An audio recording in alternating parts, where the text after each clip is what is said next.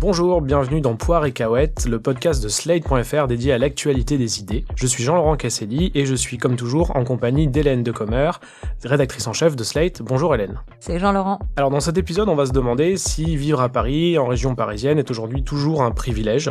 Parce que la vie parisienne, pour beaucoup, cela évoque désormais les transports, la pollution, l'éloignement en banlieue, le tout à des prix prohibitifs, puisque le seuil des 10 000 € du mètre carré a été franchi en 2019. D'ailleurs, le confinement de mars 2020 a mis en lumière toutes ces difficultés. Petit retour en arrière avec cet extrait d'un reportage de BFM.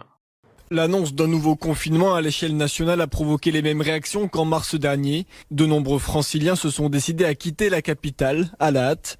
Tous espèrent revenir dans un mois, mais l'incertitude est bien là. Un reportage signé Bettina de Guglielmo et gare en Samelspiel. À seulement 17 ans, Marion vient d'emménager à Paris pour ses études. Inenvisageable pour elle de rester confinée seule. Aujourd'hui, le programme est fixé. C'est départ, je pense en fin de journée pour la Normandie. Je ne sais pas si je pars en train, si je pars avec mes parents qui reviennent me chercher. C'est très compliqué, très flou. Ça ne va pas être possible de rester à Paris. Ça va pas être possible. J'ai toujours vécu en famille. Je ne m'imagine pas du tout pendant 4 semaines être toute seule et ne pas sortir du tout. Sincèrement, c'est une catastrophe. Avant, monter à Paris, faire carrière dans la capitale, c'était un symbole de réussite.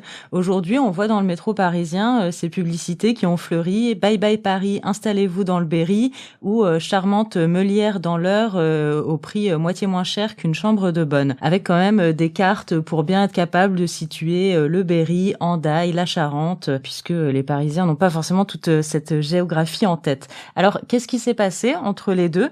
Est-ce que Paris ne fait plus rêver aujourd'hui? Pour en discuter, on accueille Olivier Razemont. Olivier Razemont est journaliste indépendant, spécialiste des questions de mobilité, de territoire et d'urbanisme. On peut le lire notamment dans Le Monde. Et il vient de publier aux éditions Rue de l'Échiquier Les Parisiens, une obsession française. Bonjour Olivier Razemont. Bonjour Hélène, bonjour Jean-Laurent. Alors, on est aujourd'hui à l'anniversaire des 1 an du premier confinement qui avait été marqué par cette grande migration des Parisiens qui avait un peu choqué les esprits. Plus de 600 000 personnes avaient quitté la capitale pour aller s'installer ailleurs quelques semaines. Avec le recul, qu'est-ce qu'on peut en retenir aujourd'hui? Est-ce que c'est une tendance de fond, cet exode des Parisiens, selon toi? Alors en fait, ce qui s'est passé en mars 2020, on le voyait déjà régulièrement le week-end par exemple, ou au moment des vacances de juillet ou d'août, ou au moment des fêtes de fin d'année, c'est-à-dire que les gens s'en vont, notamment les jeunes, mais pas seulement. Une partie des gens vont dans leur résidence secondaire, vont retrouver leurs parents, vont chez des amis, partent, voilà. Et en temps normal, ça suscite pas vraiment d'inquiétude, un peu de moquerie peut-être. Et puis là, c'était très anxiogène pour les gens qui partaient, et puis pour les régions de destination où on connaissait moins qu'aujourd'hui ce virus, et on se demandait s'ils allaient pas comme ça dispatcher le virus un peu partout en France. Et en fait, quand on regarde de manière plus ancienne, en fait, dans l'histoire récente, on s'aperçoit que ce phénomène-là de désaffection pour la région parisienne, pour Paris en particulier, mais pour la région parisienne en général, il est déjà ancien. C'est-à-dire qu'en fait, depuis le début des années 2000, on s'aperçoit que l'Île-de-France n'attire plus. Alors, elle gagne des habitants encore, elle gagne des habitants parce qu'il y a beaucoup de ménages qui font des enfants, mais par contre, elle perd en solde migratoire, c'est-à-dire qu'il y a plus de gens qui s'en vont que de gens qui arrivent. Alors en fait, c'est une région de brassage, donc il y a beaucoup de gens qui arrivent chaque année, et beaucoup de gens, un petit peu plus donc, qui s'en vont chaque année. Mais malgré tout, on s'aperçoit que c'est une région qui n'attire plus, c'est la région qui attire le moins de toute la France aujourd'hui.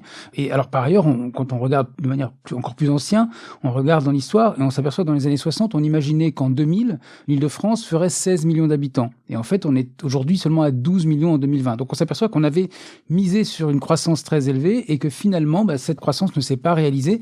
Et malgré tout, on a cette hypertrophie francilienne avec quand même 12 millions d'habitants sur 65, c'est beaucoup. Et d'ailleurs, Olivier, ton livre s'ouvre sur ce constat d'une contradiction manifeste, c'est que les pouvoirs publics continuent en fait de vouloir concentrer les activités économiques, les infrastructures, les grandes entreprises, les grands événements en région parisienne, avec par exemple les Jeux Olympiques de 2024, ou avec le projet du Grand Paris, qui est ce projet de super métro. Et en fait, on a l'impression que plus les Franciliens veulent se barrer, plus la France continue à centraliser en fait sa population et son activité. Et toi, ta solution, c'est en quelque sorte de faire dégonfler le Grand Paris, de laisser partir enfin ceux qui le souhaitent, et d'améliorer également la vie de ceux qui restent, puisque même si, tu le dis, je crois, 1/5 de la population s'en va, il en reste quand même une dizaine de millions. Oui, c'est ça, oui. En fait, il n'y a pas de solution unique, mais il faut mettre le débat sur la table. J'ai fait un bouquin avant qui s'appelait « Comment la France a tué ses villes », et j'ai fait le tour de beaucoup de villes moyennes en France, et je me suis aperçu que dans beaucoup d'endroits, on voulait trouver des habitants. À Dreux, à Fécamp, à Épinal, à Montluçon, à Nevers, on rêve d'avoir plus d'habitants.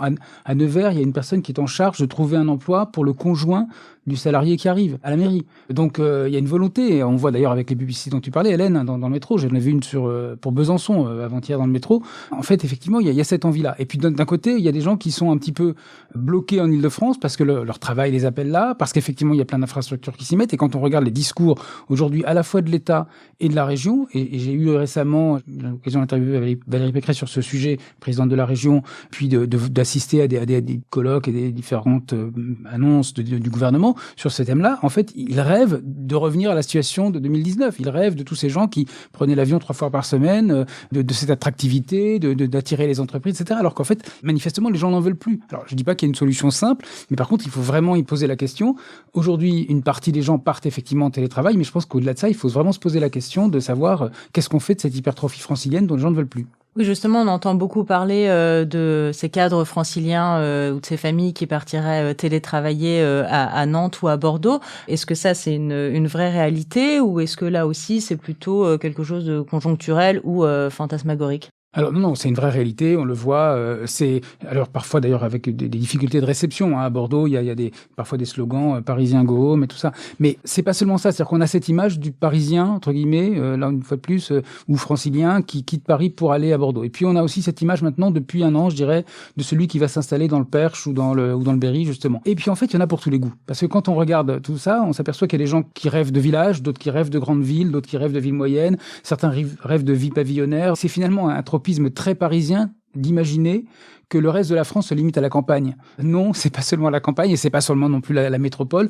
Il y en a vraiment pour tous les goûts et c'est ça l'avantage, c'est qu'on a une possibilité de réorganisation du pays. Alors, évidemment pas forcée, personne ne dit ça, mais par contre une possibilité d'habiter dans différents endroits qui est très développée. Et d'ailleurs, tu écris dans un de tes articles récents qu'il y a un double tropisme des observateurs, à la fois parisiens et cadres supérieurs, dans cette focalisation sur le télétravail et le TGV comme solution en fait au désengorgement de Paris, alors qu'il faut quand même rappeler que hors journalistes ou cadres supérieurs, beaucoup de gens ne télétravaillent pas, ne pourront pas télétravailler. Je crois qu'il y a à peu près 30% des gens qui peuvent télétravailler. Donc ils le font pas forcément, mais ils le font. Et effectivement, la plupart des gens qui réfléchissent à ces sujets, c'est la fameuse génération surdiplômée, cher Jean-Laurent, qui observe ça et qui se dit voilà, le télétravail va tout régler. Sauf que non, parce qu'il y a tous les autres qui sont vendeurs, qui sont soignants, etc., les fameux métiers essentiels, et une partie d'entre eux, ils le formulent pas forcément de la même façon, mais n'ont plus envie d'habiter où ils vivent, ou beaucoup moins. Ils veulent quitter Montigny-Bretonneux, ils veulent quitter Noisy-le-Grand. Ils se disent tiens, mais je serais quand même mieux si j'étais de retour à Audierne ou à Saint-Dié. Et donc là, il faut l'organiser. Alors ça veut dire qu'il y a des choix à faire. Le siège de la SNCF, par exemple, aujourd'hui est à Saint-Denis. Ils ont du mal à recruter des gens.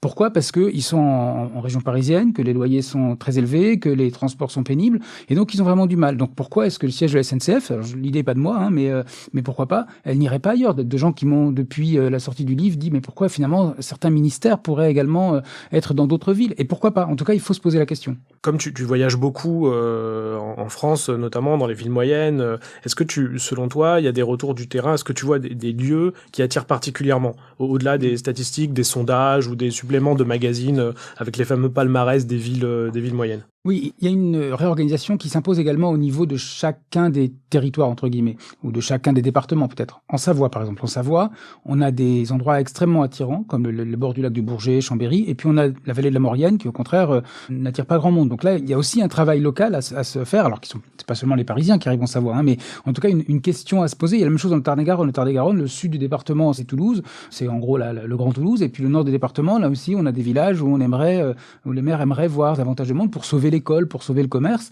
Donc là, il y a des questions à se poser. Et aujourd'hui, ce qui change quand même beaucoup de choses, c'est que c'est pas vrai pour tous les métiers, mais justement pour le télétravail et aussi pour une partie d'autres emplois. En fait, les moyens techniques permettent de travailler à peu près de la même manière. On le voit avec les modes de vie, ça s'est à peu près uniformisé. Et on peut tout à fait avoir un pôle d'activité. On commence à le voir, d'ailleurs, dans beaucoup de campagnes, il y a des pôles d'activité, y compris industriels, qui fonctionnent bien et qui font vivre un groupe de villages. Donc on peut tout à fait l'imaginer, mais ça, évidemment, ça s'organise au niveau local. Tu connais Nouveau Bar à Eau ? T'es au courant qu'il y a Nouveau Bar à Pain ? Tu connais Nouveau Bar à Soupe ? Ah non, c'est le meilleur burger de Paris. C'est le meilleur boboon de Paris. Ah, c'est le meilleur taille de Paris. Mais c'est énorme ! Lalu. Moi j'aime les gens vrais. Le patron, tu commandes du ketchup, t'insultes. C'est génial. Enfin, j'irai contre la province, ma mère vient de Montpellier. C'était très sympa cette soirée. J'ai envie de vacances. On s'est fait un petit brunch dans le Marais, du fait maison. Super bon. J'ai envie de tout plaquer. Je prends une année sabbatique. L'an prochain, j'arrête mon boulot. Peut-être faire le tour du monde. Cette année, je monte ma boîte. Je me casse. Cette année, je passe mon permis. Et je vais ouvrir des chambres d'eau dans le Périgord. Cette année, je trouve un appart. La meuf qui m'invite à une soirée en banlieue. Non mais l'invitation, trop relou. Voilà, c'était un petit florilège d'expressions parisiennes récoltées sur le site My Little Paris en 2012. Alors, on constate qu'il y avait déjà certaines obsessions, comme la chambre d'hôte dans le Périgord. Alors, Olivier, l'un des apports de ton livre, c'est que tu prends le temps de décrire une région qu'à la fois les Parisiens et les provinciaux, entre guillemets, connaissent très mal. Cette région, c'est l'Île-de-France. Comme tu le remarques, on peut faire des blagues sur le camembert à un Normand ou sur la météo à quelqu'un qui habite en région PACA, mais que dire à un Francilien? En fait, pas grand-chose. Oui, tu fais cette entrée en matière assez intéressante pour une des parties de ton livre, en disant que, alors que l'Île-de-France rassemble 20% de la population française, elle demeure quand même assez largement méconnue. En fait, donc je te cite, au mieux, elle passe pour un assemblage anarchique de RER bondés, autoroutes bouchées, pavillons à perte de vue et repères de fichiers S, mais que finalement, pour les Parisiens, ceux qui vivent intramuros, l'extérieur du périph', c'est la banlieue et ils n'y vont jamais. Et pour les banlieusards, ceux qui habitent dans le Val d'Oise vont rarement dans le Val-de-Marne, et quand on est en petite couronne ou 21e arrondissement Montreuil-Pantin, on ne connaît pas la grande couronne Cergy-Pontoise ou Vélizy, justement. Donc un des mérites de ton livre, c'est de donner à voir toute cette diversité et cette disparité de cette région Île-de-France, qui est diverse et belle, urbaine et rurale, chargée d'histoire politique et humaine. Et donc, pour nous la donner à voir dans toute cette richesse, en fait, tu procèdes par cercles concentriques, en commençant déjà par Paris et sa petite couronne. Est-ce que pour nos auditeurs, là, tu peux nous refaire un petit peu cette image mentale de ce à quoi ça ressemble? En fait, la région parisienne, elle existe parce qu'il y a Paris, en fait. Elle est le fameux hinterland de Paris. Et elle s'est formée par cercles concentriques, en effet, au cours des siècles. Et la petite couronne ressemble beaucoup à Paris aujourd'hui, parce que les distances moyennes parcourues sont assez faibles, parce qu'il y a le métro, parce qu'on peut y circuler facilement à vélo, parce que c'est très dense.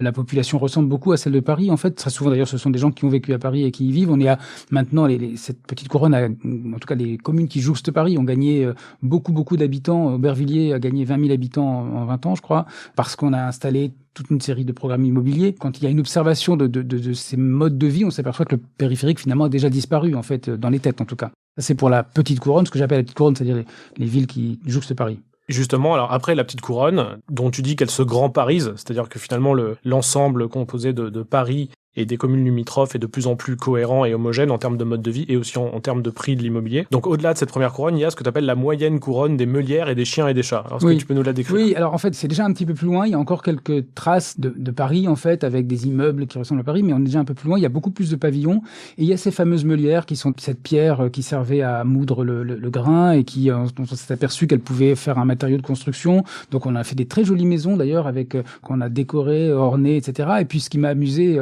en me promenant à Boissy-Saint-Léger, par exemple, c'est qu'on voit beaucoup d'animaux aussi, les chiens, les chats, les pigeons. Pas les pigeons, justement, parce que les pigeons sont à Paris, mais là, c'est des oiseaux qui savent voler un peu plus longtemps que les pigeons parisiens. Et puis, il y a aussi des animaux qui sont affichés sur les gouttières, parce qu'on a perdu ces chiens et ces chats, donc on a mis des annonces. Puis il y a aussi les autres animaux qui sont des aigles, des gros chiens qui sont aussi placardés sur les maisons, qui sont, eux, des sociétés de sécurité qui mettent les animaux, l'aigle, le chien, le tigre, pour montrer qu'on va lutter contre le cambriolage. Et arrive après le troisième cercle, la grande couronne, cette fois-ci plus cubique. Là, c'est le territoire des villes nouvelles. Oui, alors là, on est vraiment dans ce qui a été construit depuis une cinquantaine d'années. Donc, on est dans l'endroit où il y a de la place et où on a organisé la ville pour la voiture, ce qui n'était pas le cas des deux couronnes précédentes.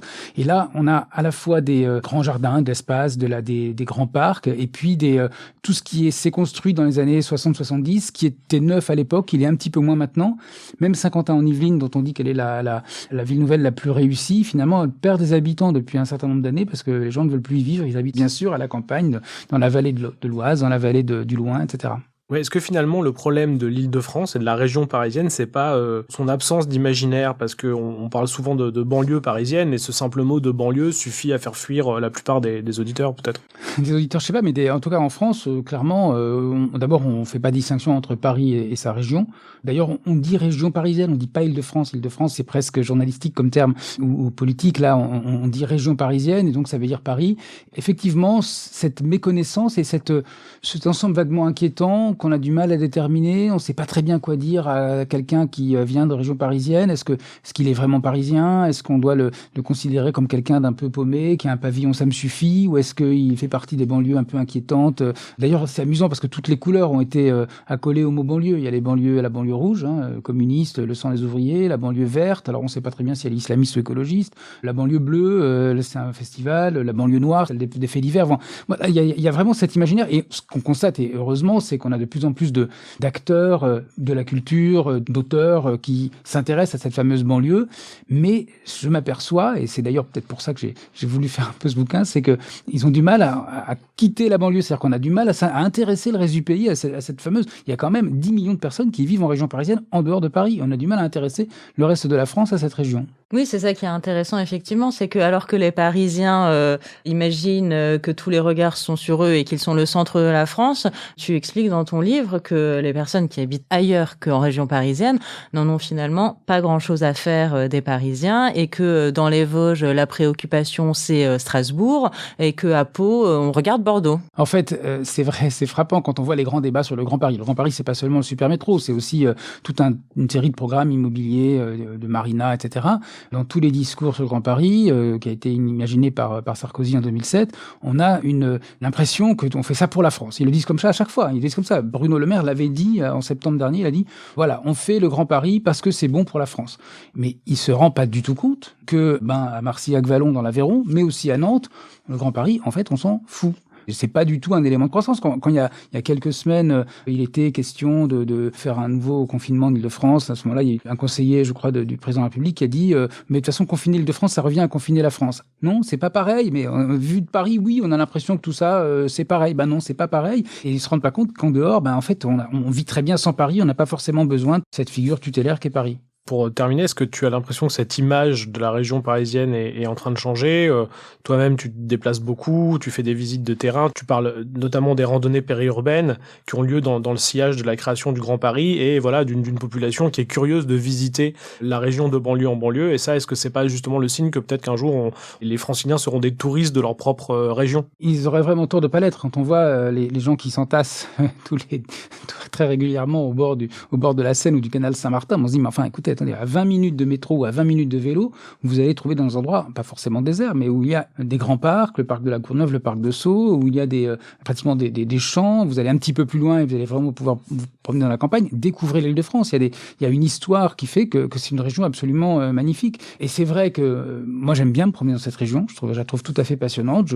Il y a plein de choses à découvrir. La proximité de Paris fait qu'on y trouve des maisons d'écrivains, des universités, des châteaux, des anciens lieux d'exposition universelle, par exemple, toute une série de lieux qui sont liés à la proximité de Paris et qui racontent aussi une partie de l'histoire de Paris, en fait. Et donc, en fait, c'est très étonnant qu'on n'ait pas encore, on commence à le faire effectivement avec les balades urbaines, qui ont plutôt précédé d'ailleurs le projet du Grand Paris et qui l'ont un peu accompagné, mais c'était plutôt avant. Les concepteurs du Grand Paris, là, ils étaient dans le grand projet immobilier, c'était pas trop ça leur truc, mais ils commencent à s'en rendre compte. Et effectivement, pour arpenter la région parisienne, il faut prendre le temps, prendre le RER, marcher, prendre le vélo, et on trouvera toujours des choses tout à fait passionnantes. Merci beaucoup, Olivier.